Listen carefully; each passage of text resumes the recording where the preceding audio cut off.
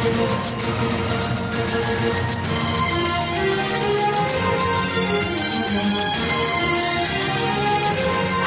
శ్రీనగర్ కాలనీలో అడ్వకేట్ రవికుమార్ అనుమానాస్పద స్థితిలో మరణించారు. రవికుమార్ గతంలో కర్నూలు జిల్లా నందికొట్కూరు వైసీపీ ఎమ్మెల్యే ఐజయ్య ఎన్నిక చెల్లదంటూ హైకోర్టులో పిటిషన్ వేశారు. ఇండిపెండెంట్ పార్టీ తరపున నందికొట్కూరు నుంచి ఎమ్మెల్యేగా పోటీ చేశారు. ఇప్పుడు ఉన్నట్టుండి ఆయన అనుమానాస్పద స్థితిలో మరణించడంపై అనేక అనుమానాలు వ్యక్తం చేస్తున్నారు బంధువులు.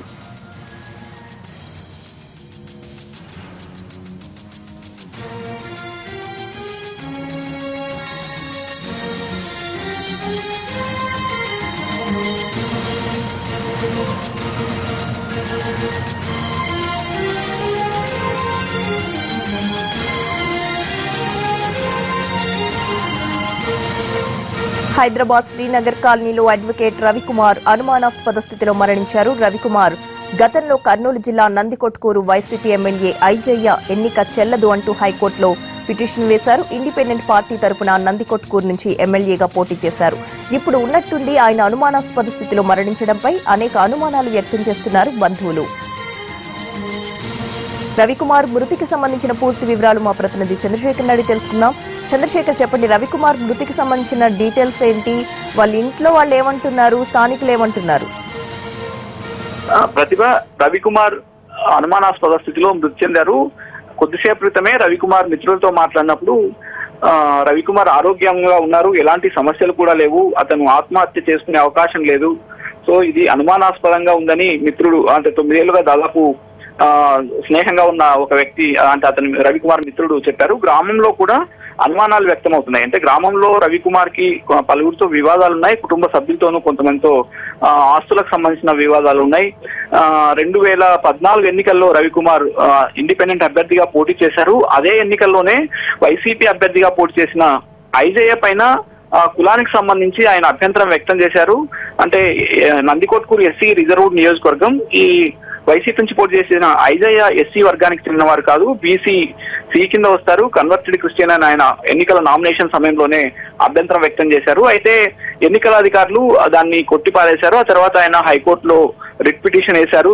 ఇందులో ఎన్నికల సంఘాన్ని, ఎన్నికల కమిషన్ ను కూడా పార్టీగా చేర్చారు. ప్రస్తుతం ఇది హైకోర్టులో కేసు నడుస్తున్న నేపథ్యంలో కుంపుల రవికుమార్ ఆత్మహత్య చేసుకోవడం అనేది అనేక అనుమానాలకు తావిస్తుంది. అయితే ఈ విషయం పైన ఎమ్మెల్యే ఐజయ్య మాత్రం తనకు ఎలాంటి సంబంధం లేదు, ఆయన వేసిన కేసు ఆయనకు సంబంధించిన వ్యవహారం, తనకు మాత్రం ఇందులో ఎలాంటి సంబంధాలు లేవు, ఆయన ఏ విధంగా చనిపోయాడనేది అక్కడున్న పోలీసులు తెలుస్తారని ఐజయ్య చెప్తున్నారు. ప్రస్తుతం ఐజయ్య నందికొట్కూరు నియోజకవర్గం పగిడాల మండలంలో చర్చి ప్రారంభోత్సవంలో ఉన్నారు. మొత్తం మీద రవికుమార్ గతంలో కొన్ని వివాదాల్లో ఉన్నారు. ఒక 6 నెలల క్రితమే ఆయన వివాహం చేసుకున్నారు. 3 నెలల క్రితం భార్య పుట్టింటికి వెళ్ళినట్టు తెలుస్తుంది. ఆమె ప్రెగ్నెన్సీ కావడంతో పుట్టింటికి వెళ్ళినట్టు తెలుస్తుంది. ప్రస్తుతం ఆయన ఇంట్లో ఒకరే ఉంటున్నారు. హైదరాబాద్ లో ఆయన కంప్యూటర్ సెంటర్ నడుపుతున్నారు. వివిధ అంశాల్లో ఆయన సెక్రటేరియట్ కు వెళ్లే వారితో వారికి సహాయం చేస్తానని చెప్పి వారితో పలు విషయాలపైన సంబంధం, అంటే ఆయన దగ్గరకు వచ్చే వారితో ఆ విషయాలపైన సెక్రటేరియట్ లో చూసేవారని చెబుతున్నారు. ప్రతిభ, అయితే చంద్రశేఖర్, ఘటన ఎలా జరిగింది, ఎప్పుడు జరిగింది? అంటే ఇంట్లో ఆయన ఒక్కరే ఉన్నారని చెప్తున్నారు కదా, ఎవరు సమాచారం అందించారు దీనికి సంబంధించి? నిన్న రాత్రి కుటుంబ సభ్యులకు హైదరాబాద్ నుంచి ఫోన్ చేసి సమాచారం ఇచ్చినట్టు తెలుస్తుంది. రవికుమార్ నందికొట్కూరు నియోజకవర్గం అయినప్పటికీ ఎక్కువగా హైదరాబాద్ లోనే ఆయన ఉంటున్నారు. తరచూ నందికొట్కూరుకు వచ్చి వెళ్తుంటారు. నందికొట్కూరుల విషయాలపైన కూడా, అంటే బిఎడ్ కాలేజీల విషయాలు కావచ్చు, వాటిపైన ఫిర్యాదులు చేయడం, ఇలాంటి వ్యవహారాలు ఉన్నాయి. అయితే నందికొట్కూరులో పెద్దగా ఆయనకు కుటుంబ సభ్యులతో వివాదాలు ఉన్నాయి, కానీ పెద్దగా సంబంధాలు కొంతమందితో మాత్రమే ఆయన కలుస్తుంటారు. నిన్న రాత్రి కుటుంబ సభ్యులకు ఫోన్ లో సమాచారం రావడంతో వారు హైదరాబాద్ కు బయలుదేరి వెళ్లారు. మొత్తం మీద దీనిపైన అనుమానాలు వ్యక్తం చేస్తున్నారు. విష ప్రయోగం జరిగిందా, లేకపోతే ఆత్మహత్య చేసుకున్నారా, ఏ విధంగా చనిపోయినారు అనేది తెలియట్లేదు. నిన్న రాత్రి మాత్రమే కుటుంబ సభ్యులకు సమాచారం ఉంది. ఆయన మిత్రులు మాత్రం ఆత్మహత్య చేసుకునే అవకాశం లేదని చెబుతున్నారు. ఇందులో పోస్ట్ మార్టం రిపోర్ట్ వస్తే గానీ పూర్తి వివరాలు తెలిసే అవకాశం లేదు. ప్రతిభ, రైట్, థ్యాంక్ యూ చంద్రశేఖర్. హ్యాకర్లు రెచ్చిపోయారు. ప్రపంచ చరిత్రలోని తొలిసారిగా అతిపెద్ద సైబర్ దాడికి పాల్పడ్డారు. దీంతో పలు దేశాలు ఇక్కట్లు పడుతున్నాయి. శుక్రవారం నుంచి వివిధ దేశాలకు చెందిన కీలక సైట్లన్నీ హ్యాక్ చేశారు దుండగులు. ఒకే రోజు 45,000 మంది 74 దేశాలకు చెందిన వెబ్సైట్లను హ్యాకింగ్ చేశారు. మాస్కోలోని సైబర్ సెక్యూరిటీ సంస్థ కాస్పర్ స్కై ల్యాబ్ ఈ విషయాన్ని ధృవీకరించింది.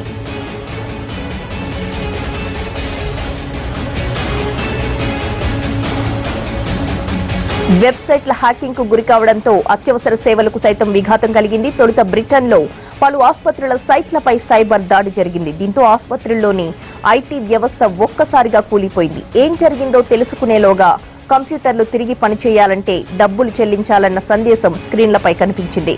ఆ తర్వాత నిమిషాలు గంటలు గడిచే కొద్దీ ప్రపంచమంతా సైబర్ దాడి జరిగింది. వనాక్రై రాన్సమ్ వేర్ ద్వారా కంప్యూటర్లను హ్యాక్ చేశారు హ్యాకర్స్. హ్యాకింగ్ బారిన పడి ఎక్కువగా నష్టపోయింది రష్యాని. మైక్రోసాఫ్ట్ విండోస్ సాఫ్ట్వేర్ వినియోగిస్తున్న కంప్యూటర్లపై సైబర్ దాడి జరిగింది. విండోస్ లో SMBV2 అనే remote code WannaCry ransomware తో హ్యాకర్లు దాడికి పాల్పడ్డారు. England, Russia, Turkey, Vietnam, Philippines, Japan, America, China, Spain, Italy, Taiwan ఇలా అన్ని దేశాల్లోనూ ఇదే వానాక్రై రాన్సమ్ వేర్ తో హ్యాక్ చేశారు. కంప్యూటర్లను అన్లాక్ చేయాలి అంటే $300 ఇవ్వాలన్న సందేశం కనిపించిందని న్యూయార్క్ టైమ్స్ పేర్కొంది.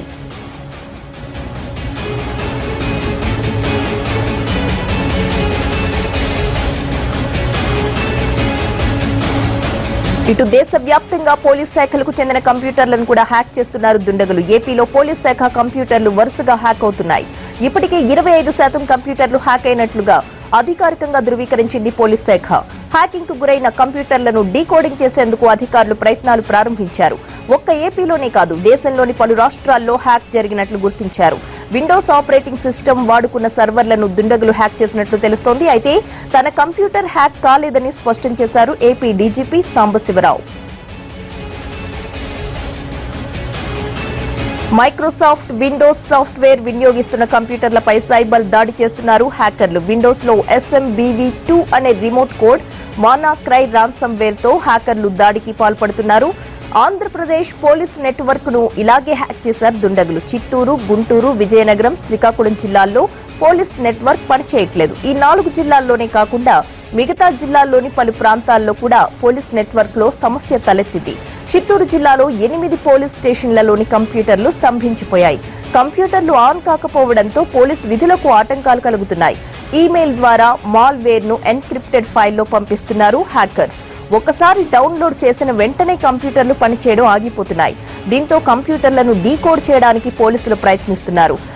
బిట్ డిపెండర్ యాంటీ వైరస్ తో హ్యాకర్లను గుర్తించే పనిలో పడ్డారు.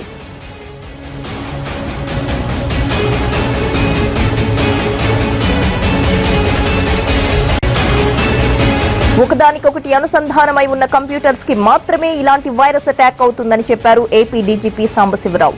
నిన్న రాత్రి నుంచి దీనిపై తమకు సమాచారం ఉందని, అందుకే అప్రమత్తమైనట్లు చెప్పారు. ఏపీ పోలీస్ శాఖ కంప్యూటర్లు సేఫ్ గానే ఉన్నాయన్నారు. ఏదో కొద్దిగా ఇబ్బందులు వచ్చినా వాటి నుంచి బయటపడతామన్నారు డీజీపీ.